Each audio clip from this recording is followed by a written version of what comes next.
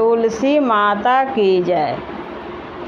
तुलसी तुलसी घोषत रहनु, तुलसी तुलसी घोषत रहनु।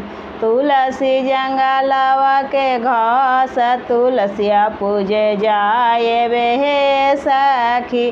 तुलसी जंगलवा के घास तुलसिया पूजे जाए वे जी सखी। तुलसी माता दी हालन सिरों में सिंदूरवा, तुलसी माता दी हालन सिरों में सिंदूरवा। आवा मंगिया लगा है सोहामन, तुलसिया पूजे जाए वे सखी। आवा मंगिया लगा है सोहामन, तुलसिया पूजे जाए वे सखी। तुलसी तुलसी घोषत रहनु, तुलसी तुलसी घोषत रहनु। तुलसी जंगलवा के घास तुलसिया पूजे जाए वे सखी। तुलसी जंगलवा के घास तुलसिया पूजे जाए वे सखी। तुलसी माता दी हालन गोदी में बालकवा, तुलसी माता दी हालन गोदी में बालकवा।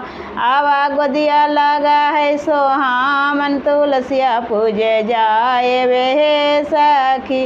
आवा गोदिया लगा है सोहामन, तुलसिया पूजे जाए वे सखी।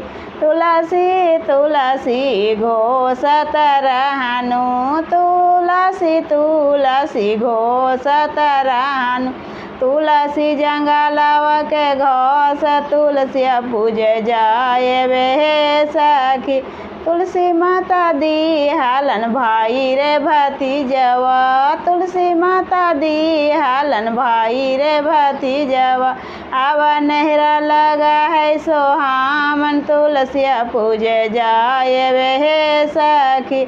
आवा नहरा लगा है सोहामन, तुलसिया पूजे जाए वे सखी। तुलसी तुलसी घोषत रहनु, तुलसी तुलसी घोषत रहनु। तुलसी जंगलवा के घास तुलसिया पूजे जाए वे सखी। तुलसी जंगलवा के घास तुलसिया पूजे जाए वे सखी। तुलसी माता दी हालन छोटा का देवरवा, तुलसी माता दी छोटा का देवरवा। आवा ससुर घर लगा है सोहामन, तुलसिया पूजे जाए वे सखी। आवा ससुर घर लगा है सोहामन, तुलसिया पूजे जाए वे सखी।